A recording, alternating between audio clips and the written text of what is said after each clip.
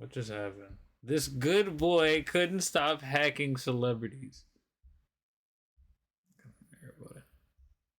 This is 22-year-old Joseph O'Connor seeing sunlight for the first time in years, closely followed by his lawyer mother, who was willing to say anything to not see her son be extradited to the US. He's never been arrested, he's never been in trouble, he has a very serious back injury, and his doctor has said that he shouldn't travel. See, Joe had a secret he had been keeping from his mom. He had spent years hacking and extorting celebrities, stolen hundreds of thousands in crypto, and made quite the reputation for himself with the internet's biggest streamers under his handle, PlugWalkJoe. I want to play you a few clips, but they're not going to make a lot of sense just yet. There's a SWAT team at my house right now, bro. I can hear them. Emergency. Emergency. Oh, bro. Hey. It's my police. I need you to step up. Who you are? So all these popular streamers were getting swatted right around the time that Joe did his perp walk here. And I don't want to conflate that he swatted them. He had done some swatting, but not this swatting. But one of the people that's connected to these incidents ended up getting in a call with Aiden Ross and listened to what he had to say, especially about Joe towards the end. But bro, why would you swat me because I didn't answer your DM, bro? No, it's not even just about that. That's funny. How is that funny though? You were scared for your life. You thought you were gonna die. That's funny as. Wait, Aiden, can you say something for me? What? Can you say free PlugWalkJoe? No. Who the is that? Nah, you know who he is. We need to free him. Free PlugWalkJoe. Wait, I know that. Is that the guy who like sim swap Obama? He was on SSB World with us. Yes, I know. Him and Rice were making a server together. See, this is a different type of hacker culture, if you will, than what I normally cover, and Joe is infamous within these circles. It's not about the money, it's about causing havoc for the attention. So today I want to take you into this world, how Joe went from booting noobs off in Call of Duty, to breaking into the accounts of numerous celebrities where he got up to all sorts of crazy stuff, to finally making one really bad connection within these shady circles that led Uncle Sam directly to his door. Kind of genre, exactly. Hey, why you don't got no box for that? You got Why is Joe front camera? You just sit down? Yo, Joe out here with the bust down, bro. Women's self-defense is a con on the internet, so don't you women be wasting your time thinking you're going to start these new self-defense courses and you're going to knock men out. It's not happening, it's fantasy world, but anyway. This is Joe's dad. In 1998, shortly after getting out of jail for sending razor blades in the mail, he was being charged with murdering a fellow Liverpool gangster. Except days before the trial was set to begin, the main witness disappeared, and so the charges were dropped. Now, this was all making big news back then because Mr. Joe was now running for a position on the Liverpool City Council, while at the same time working as a bodyguard for the then far-right British National Party leader Nick Griffin. I get the sense that a lot of people didn't like this guy, but it's around this time that he met Joe's mom. She got pregnant with little Joe, and he was pissed. According to the court records, didn't want a kid. I can't get into the specifics here, but by the time he was born in the summer of '99, it got really bad. His mom, shortly after her boss's car was petrol bombed as retaliation for opening a custody battle over little Joe, fled to southern Spain and was able to restart her career as a lawyer. Joe apparently struggled in school here, but by 2007, his one outlet had become video games. The Game Boy got him hooked, and oh boy, by the time he got a computer, it was practically all he was doing. But then the 2008 financial crisis hit. His mom lost her job, and after living off savings for 2 years, she and Joe, now 10, returned to England looking for better prospects. But the school situation only got worse. Bullying dominated Joe's experience, and he was not performing poorly academically. Eventually switched to more or less a homeschool routine, and by 14, according to his mom, was spending 16 to 18 hours a day on his computer. What she didn't know is that Joe had been playing Call of Duty and Counter-Strike, had made quite the reputation for himself. And I want to explore this period of Joe's life because it helps us understand how he made a leap from nerdy recluse into going after the world's most popular celebrities. Okay, so Joe has done an amazing job of clearing his old Listed would be fire on the internet for good reason, but with some creative digging and talking to the folks who knew him back then, I've pieced it all together. Around 2014, Joe got involved in a website called Game Battles. This was MLG's official online competitive gaming platform. Specifically, Joe really liked to play the Call of Duty tournaments on here. Back then, he was going under the handle Complex, or one of these derivatives of it. His Skype specifically was Complex the God, and that has a really important reference, but we'll come back to it shortly. So within the Game Battles community, Joe pretty much immediately develops a reputation as a lag switcher. Check out this video someone posted of him. Well, I'll go host, and if we lose, I'll just lag switch and say it's my connection fucking up, because If you didn't play Call of Duty back then, basically, if you were the host of the game lobby, you could purposely disrupt your own internet connection, and this would cause everyone else in the lobby to lag. It would give you like an unfair advantage though, because you wouldn't be lagging yourself. And so if he was losing a games battle tournament, he could do this to give himself a bit of an edge. Whoa, whoa. Stop lag switching. Joe was naturally also into DDoSing people. Searching his username online shows that someone uploaded a video teaching others how to change their IP address. But in the description of the video, they have it dedicated to Joe, who, quote, booted me offline for 3 months straight. This stuff was pretty common back then. For a couple of dollars on hacking forums, you could buy access to booters and knock someone's internet offline. And putting Joe's known email into Have I Been Pwned? Yeah, he was on a lot of these forums. And like many other kids on these forums, he was also making a little bit of money. We know he was selling CSGO matchmaking ready accounts. Someone would buy these to smurf or hack on. His mom even knew about this in a letter she wrote. Sadly, the YouTube and streaming accounts referenced here have since been deleted. What she didn't know is that Joe was maybe into some more risky methods. Now, I wasn't able to confirm this because I couldn't find any old posts by him, as the website has been down for years, but one of his old friends who I spoke to told me that he was on socialengineer.net, and that does line up with what we know from the Have I Been Pwned search.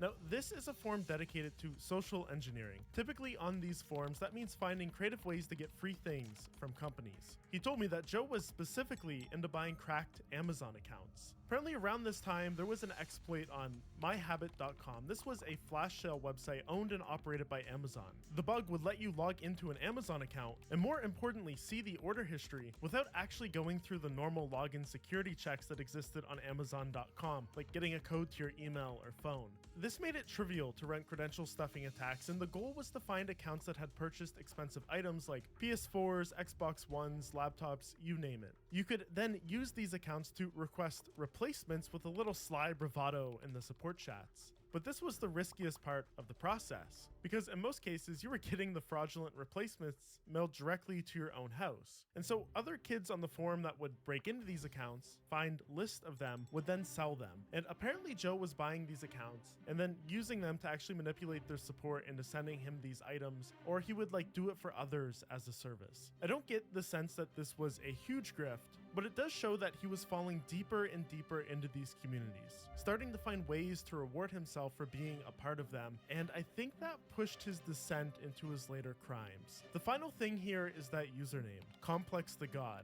Check it out. Around this time, Woody's gamertag posted a series of videos about his hacker.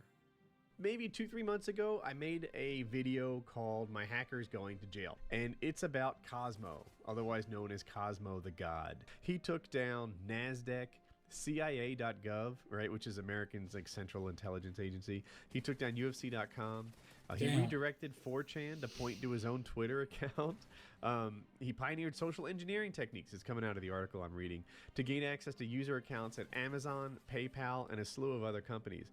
That slew of other companies includes Microsoft, because how I learned about Cosmo the first time was he stole my Xbox Live gamer tag. Somehow, I got on his radar. Did you catch that? Cosmo the God. Cosmo was part of a group called Underground, a word I can't say here on YouTube. Cosmo was a social engineer that used his skills to wreak havoc on all sorts of companies, mainly for fun and attention. I'll do an entire video on his group at some point, so make sure to subscribe. Now, I can't know if Joe saw this video by Woody, but I'm the same age as Joe. I was also into Call of Duty, and I did, and I thought Cosmo was so cool. I even made an account ending in the God, just like Cosmo, and lots of other kids on these forums did too. And that tells me that he looked up to these hacker stories in some way, and based on what he would go on to do, wanted to be just like them. Now, there's one last thing from this period in Joe's life that caused him to abandon the Complex alias and delete these old accounts. Because come 2015, all of this was beginning to catch up with him. People didn't like him for what he was doing, and his name and address were leaked online. To quote Joe, "This was the first time I realized I was not anonymous and not simply a username, but someone who could be traced." People began showing up outside of his house, harassing him, recording it, and posting it online. PlugWalkJoe! PlugWalkJoe! According to Joe's testimony, once, quote, 4 people came to his door, one live streaming, another with weapons, threatening him and his mom, but they were able to chase them off with metal poles. Like, that's pretty intense, man. But I think as this stuff went on longer and longer, he became desensitized to it. He started using the handle PlugWalkJoe online everywhere, which turned out to be a really bad idea because he hadn't even really kicked off his hacking spree yet. But that was about to change. Joe, now 18, just shy of his 19th birthday, moves back to Spain with his people's mom, inconveniences. school, has no plans to pursue further education, no job, and he's spending all his time online, barely going outside. And this is when things get crazy. Come September 2018, Apple was releasing the iPhone XS, and their big marketing campaign had people hyped up. But then, over 17 million subscribers got a notification on YouTube. A new video by Logan Paul had just been uploaded, but anyone who clicked it would find something really odd. The title of the video was just giveaway, and it was only 21 seconds long, urging people to click the link in the description to claim a free iPhone. But within minutes, the video was removed. It had only got 10,000 views. And then another one pops up, titled Giving Away 1,500 iPhones. This was a much more Logan Paul inspired title, and this one stayed up for hours, gained over 100,000 views before it got deleted. And the link in the description just led to a spammy infinite ad loop website that the hackers were probably making some profit off people visiting. But it's not like this was a super sophisticated phishing campaign that actually made you think you were getting a free iPhone when you clicked. It was all a little weird. At the same time, Logan's Twitter had just been taken over, and whoever the hacker was, they were tweeting all sorts of bizarre stuff like KSI is a stranger alpha male, and this will be remembered as the day Twitter was hijacked and crashed. And then they're making a bunch of tweets asking people to follow weird accounts. And here it is, a familiar name and all of this strangeness. Follow at PlugWalkJoe, and I'll, quote, drop Logan Paul's sex tape. A promising reward that no one got to watch because Logan quickly took back his accounts and deleted all of this nonsense. Joe had clearly made it into a hacking group. They clearly had a method to break into high-profile accounts, but I don't think they were putting much thought into the whole thing yet. That said, they were about to abuse this to high heaven.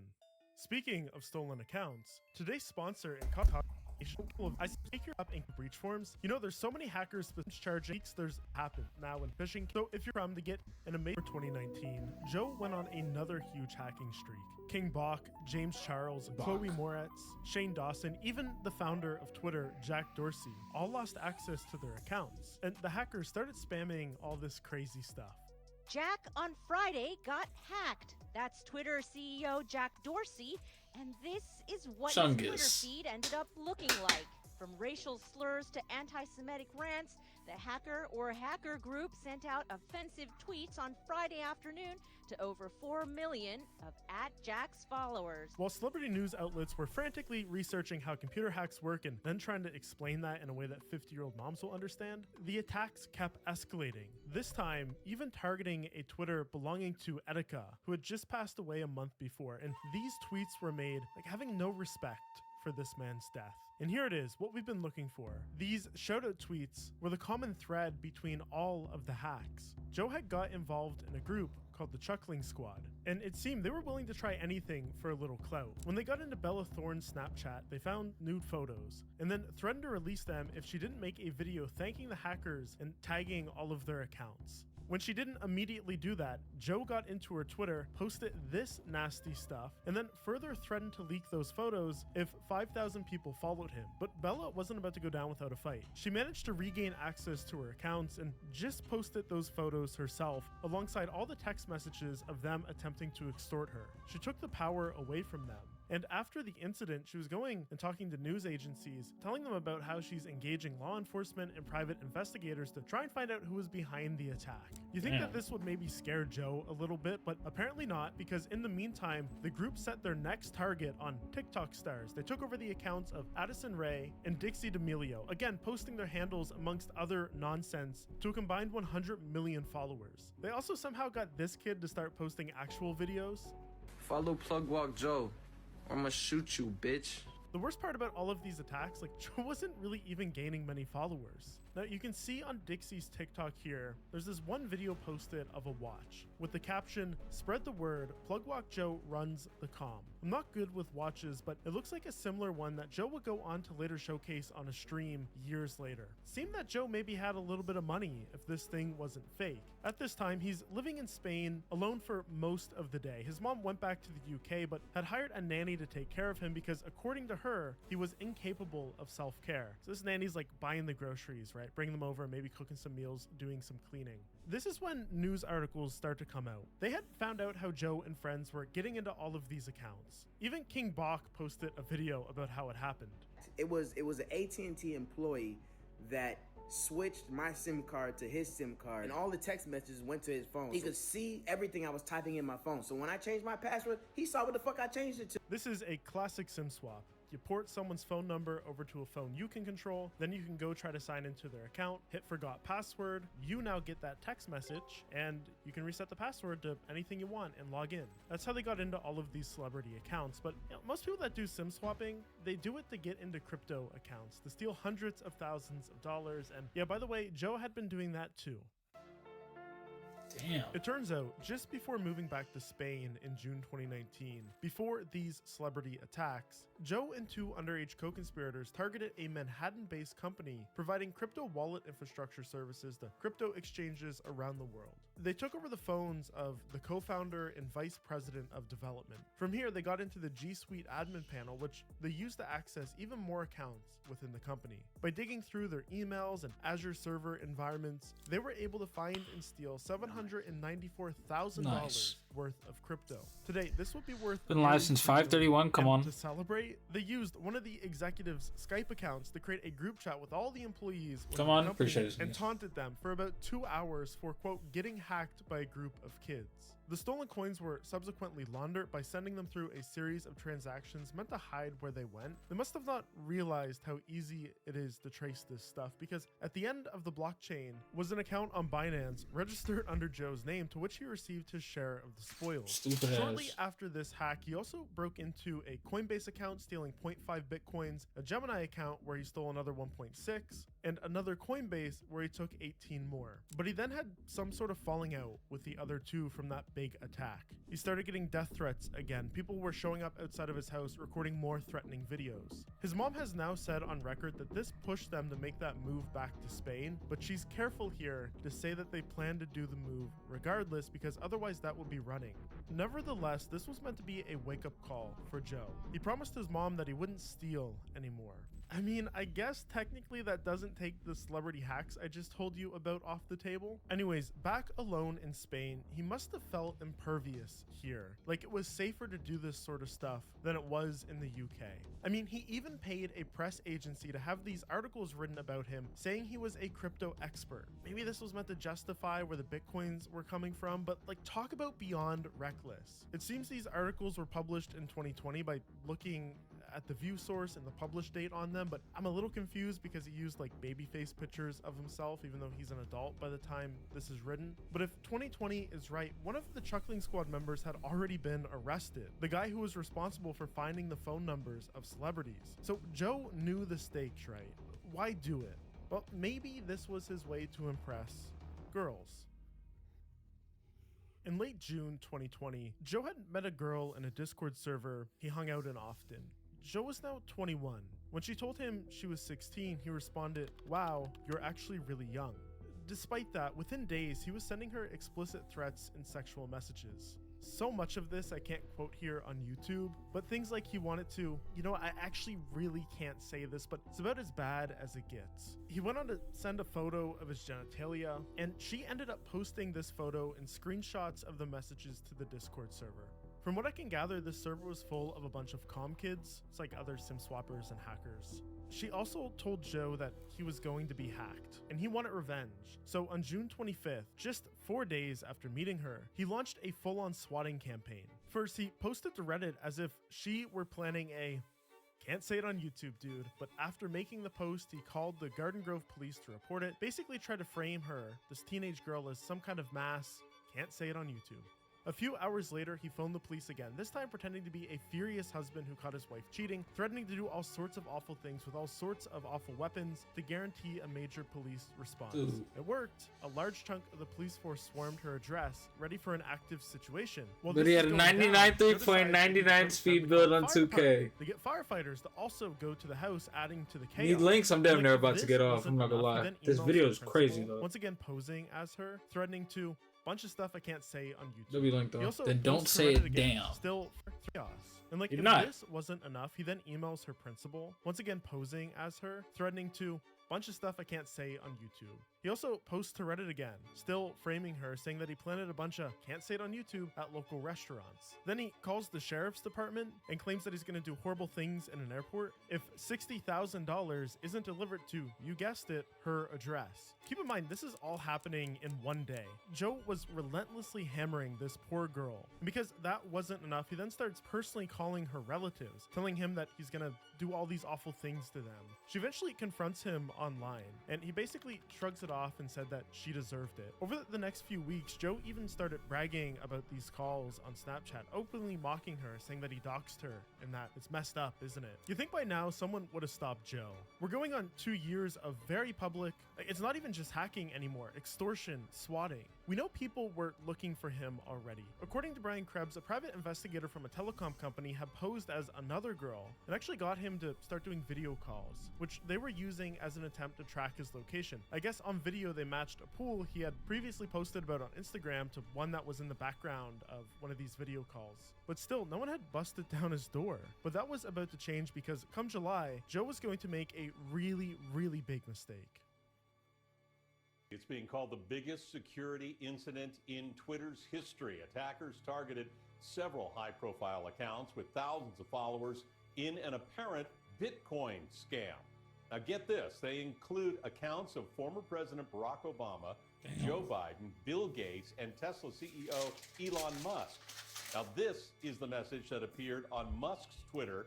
It read in part, quote, "Feeling grateful, doubling all payments sent to my BTC address." The tweet also had a link where people can donate. The classic RuneScape doubling scam. Of course, those who sent their precious bitcoins received absolutely nothing. I made an entire 37-minute documentary on the guy behind this attack. Even though the amount stolen was relatively small, $117,000, this made huge international news rounds because the sheer number, over 130 high-profile accounts taken over. And the biggest question was, how did this happen and who was responsible? All fingers were initially pointing to PlugWalkJoe because just one day before the attack, he posted this picture of Twitter's back-end admin panel. This sent journalists down the rabbit hole of his history, and it made perfect sense that someone who had been hacking celebrities for years on Twitter had finally done the big dirty. The truth was, the real culprits behind this attack had actually reached out to Joe before committing it, because before abusing their access in this huge way, they were just trying to use it to sell some rare usernames. And Joe was known in the community to like rare names. He entertained them with the idea of purchasing @6 on Twitter for $10,000, but he was requesting that they show him proof that they actually had access to do these account takeovers. First, he asked them to make changes to the @6 profile, adding PWJ to the name and updating the account's profile picture. They did that, and then he said, hey, well, that's not enough. Like, show me how you have access to do this. And they sent him the picture of the back-end admin panel that he would then go on to post publicly. And he actually did that as kind of an FU, because it showed other people that wanted to buy those usernames that these people had breached Twitter. And in the OG username circle, that's not good because it means there's a high chance of those usernames getting clawed back once the hack is discovered versus if an insider was truly selling them. Anyways, I explained more about that in my full video. The trouble for Joe is he didn't know what was going to happen the day after he posted that. He had unknowingly advertised to the world his involvement in a major criminal breach. And now with the stories running, pointing to him as the mastermind, the damage was done. This was so effective that to this day, a lot of people still get the stories mixed up and blame Joe as being the mastermind behind the Twitter hack, but it couldn't be further from the truth. Now, I also detail more of this in my big video, but two of the kids who were actually involved in the hack more or less got tricked into giving the Times an interview about how the hack worked under the guise of clearing their names. I think they both got more jail time because of it, but nevertheless, during that interview, of course, PlugWalkJoe came up. So the Times reached out to Joe for a comment, and all he said was, I don't care, they can come arrest me, I would laugh at them, I haven't done anything. But I think for the first time he was maybe a little scared, because we know shortly after he actually called the React Task Force General number and left a voicemail asking them to call back, stating it was in regards to the Twitter hack and that he had nothing to do with it. React is a special task force, mainly made up of FBI agents that take on specifically technology crime. They're the ones that bust all of the SIM swappers. So a React FBI agent gave Joe a call back, and he essentially spilled all the beans about everything I just told you. The names of the people who tried to sell him the handle, the Discord name of who he thought the mastermind hacker was, this guy going under the name Kirk, and even worse, he went on to confirm with them many of his own earlier Twitter hacks as a way to say, hey, yeah, I did these ones, but I didn't do the big one. This was a really bad move. It led to the FBI directly opening an investigation for his participation in this new Twitter hack. But still, Joe was an ocean away. How were they going to catch him? In the months following the Twitter hack, no one came knocking on Joe's door. Publicly, he seemed to have calmed down. He got into Grand Theft Auto role-playing servers and eventually joined forces with RiceGum to create their own server called BTC World. How fitting. I'm not really sure how their relationship developed, but Joe was in charge of making the server and RiceGum was to promote it once finished. Every now and then, Joe and Rice would go on stream together to show off the progress. Discord/BTC World, everything that you need is in there, and I'm not sure. We have mad shit going on. Like, I'm doing a thing where I give it like, so you know the way people be making those like clips of them, like, you know, like the way people have face. Where the sluts at? Montages for this server and give like the best clip $1,000. I thought that's how where the studs at for a second. Wet Doorknob just subscribed. Shout out Wet Doorknob. If done right, these servers can be little cash cows. Say, fuck going on? Discord server, and people used to speculate in here that he was taking over Instagram accounts at request. I don't believe that. You alright? You cool? Clearly, people knew his history. So while Joe was having the time Fuck of it his life, either. getting friendly with all the big streamers, the FBI was working behind the scenes to build their case. It wasn't hard to find him. The first thing they did was subpoena his Twitter. The records returned this. Yeah, he had previously posted his ID with the caption, "Here are my real childhood pictures." Logs from his Snapchat found another picture of his passport, this time also including the passport number. You can't make this stuff up. Remember, this is the Twitter he was advertising on all of his big celebrity hacks. They also found that he often never used VPNs, and when he did, he would log in between hacked accounts and his known accounts without changing the location, directly linking him to those crimes. They put together a 51-page document containing all the proof they needed to secure a strong conviction. I can't stress how much evidence this is. Out of all my videos on hackers, I've never seen a criminal complaint this long. I already mentioned it, but even the big crypto hack, they traced the stolen funds to being sold on a Binance account that was registered under Joe's name. And finding his address, even in Spain, was easy. Spain is part of the 14 Eyes surveillance alliance that monitors and shares people's internet activity. So they had his real IP address, all they had to do was ask his internet service provider to share the billing details. This prompted the states to work with the Spanish National Police to run a surveillance operation on his villa. See what he did throughout the day, where he went, that sort of thing. But they had a problem. Over the 4 months they spent watching, they never saw him once. He literally never left the apartment, never went outside. This wasn't ideal. Typically when arresting hackers, you don't want them to have any heads up, any chance to delete evidence from their computer. Sometimes hackers have even been known to build kill switches that at the click of a button will erase everything. Such was the case with Alexander Craze, but I'll cover that story soon, so make sure you hit that big red button. So since it didn't seem like they'd ever get the opportunity to catch him outside, away from his devices, they were going to need to raid his apartment with him still in it. On the morning of July 21st, 2021, I've been working for 3 days, felt like 11. Made their move. After 3 days back to back surveillance, they bust into Joe's apartment, finding him exactly where he spent most of his time, in front of his computer. You can see in this photo that they sat him down and combed through it for evidence. As soon as she heard the news, Joe's mom took the first flight back to Spain. The following day, reporters captured her waiting outside the courthouse for Joe, where she gave this speech. And I think that the pressure from the FBI traveling to Spain has influenced the judge in Madrid, and that shouldn't affect the judge. The judge should be looking at the evidence. He should be following the correct procedure. This is not the correct procedure. Joseph has not been given any evidence. We have no sight of the evidence. That is wrong. So we're also going to contact the lawyer of John McPhee in Madrid. So John McPhee was a citizen who was also facing extradition proceedings in June. Need this dildo store job. What do you mean dildo store job? And he killed himself in prison. So I'm going to ask his lawyer in Madrid to assist Joseph. Joseph is only 22. He has never been arrested. He's never been in trouble. He has very serious health problems. He has a very serious back injury.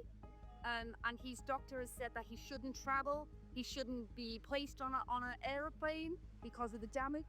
So we need to explore the medical reasons for him not to be extradited. We need to see the evidence. We also know that this year in England, other people in England and Scotland were arrested in respect of these proceedings, and they all were given bail, and no one has been extradited to America.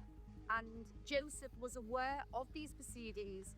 He stayed in Estepona. He didn't run. He didn't go Too serious here. I just want to smile at weird shit all day. Arrested him, he said, Being a tester. Show me the evidence because I have no involvement. Rose over there. You gonna be over there doing She's quality a lawyer, control, huh? Was pulling every stop to make sure her son did not get extradited to the US. But despite her best efforts, it didn't work, and Joe never even got bail. He spent 21 months in a Spanish jail, where apparently the conditions are quite rough. Come April 26, 2023, Joe was finally extradited to the US, booked into a federal detention, finally getting ready to face the very charges he once bragged he would laugh at. The US prosecution had filed 10 criminal charges against Joe, including conspiracy to commit computer intrusion, conspiracy to commit wire fraud, conspiracy to commit money laundering, and stalking of 2 victims. Whereas prosecutors were pushing for the maximum sentence. They wanted him to get 70 years. Joe's mom, Sandra, relocated to the US to be close to him to assist in his defense. By this time, Joe had already spent 2.5 years in jail waiting to be sentenced. This delay, coupled with legal expenses, placed an enormous strain on Sandra. Quote, there will be no inheritance for Joseph and his brothers. The enormous cost of the proceedings have apparently depleted her personal savings and her ability to retire. She's already 60. Come June 2023, now 24 years old, Joe was finally set to face the judge to learn his verdict. He apologized for his deeds, telling the court, quote, I'm sorry, my crimes were stupid and senseless. I want a life that makes sense. Despite his mom's best efforts, the judge handed down a 5-year prison term to be served in a US federal prison. On top of this, Joe agreed in his plea to pay back at least $794,000 to the Manhattan-based crypto company and $120,000 to other victims he stole from. But the counsel of these victims is now seeking a total restitution closer to $2 million, arguing that they paid a bunch of money out in legal fees to fight the case, their clients sued them for a bunch of money, but an exact resolution on this hasn't made yet. Either way, Joe owes a ton of money. Bella Thorne was also quick to express her satisfaction on social media, saying she felt vindicated by the final sentence and thanked the FBI for their hard work. Meanwhile, the communities where Joe once thrived, they continue to be doing the same thing they're always doing. As you know, hackers went on this big swatting campaign just a year after his arrest, and then they're talking to Aiden Ross after, saying things like free PlugWalkJoe. He's infamous within this my dad's suction cup once I can just flick it around all day. Mini freaky punching Joe bag. in this video declined voice interviews because they're afraid of what the people who knew Joe might do to them as retaliation, even though he's been locked away for the better part of 3.5 years. And despite these people saying free Joe, I think his mom is the only one that really means it. She's now pushing for a compassionate release. Had this huge document written up, which I used a ton in this video, arguing Joe has already done enough time, that he's not at risk to reoffend, that he's changed and he had made mistakes, but he acknowledges them. She's even secured a job as a web developer for him upon his release, and has compiled numerous testimonies from family members and people who Joe was incarcerated with, attesting to his change in character. A decision has yet to be made on this though, and it's likely Joe's gonna be actually released before a judge even looks at it. Alright, yo, I'm gonna hit you, gang. I love you. Love you too. Bye, chat. Love you guys. In a bit. Damn. Damn.